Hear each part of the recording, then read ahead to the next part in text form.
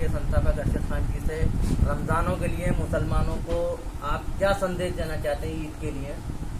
हम सबसे पहले तो आज हिंदी पत्रकारिता दिवस है, उस पर पूरे देश के हिंदी पत्रकारिता से जुड़े लोगों को मुबारकबाद पेश करते हैं, बधाई देते हैं। और दूसरे, आज रमज़ान का 9वां दिन है और अशरा कल एक पूरा होने वाला है।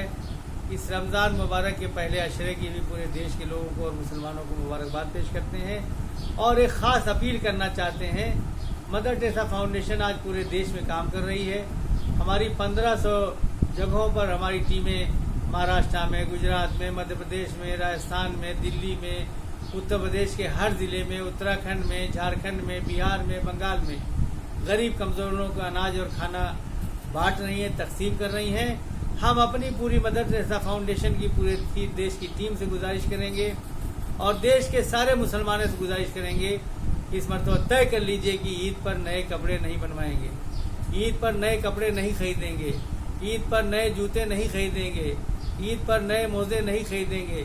अरे जब मस्जिदें सूनी हैं, नमाज पढ़ने की इजाज़त नहीं है, जब तरावी नहीं हो रही मस्जिदों में, सूनी सूनी ईद भी शायद होगी, तो फिर नमाज तो हम नए कपड़े क्यों पहने?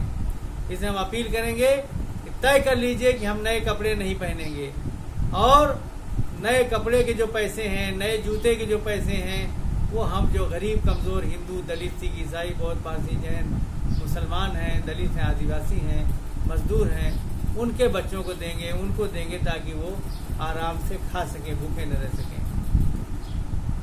दूसरे ये है, कहीं कहीं पर हमारे यहाँ नाइंसाफ़ी हो रही है।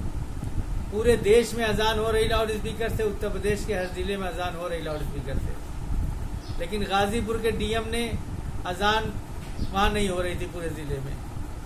हमने वहाँ पर डीएम को लिखा, ज्ञापन दिया, मुख्यमंत्री को दिया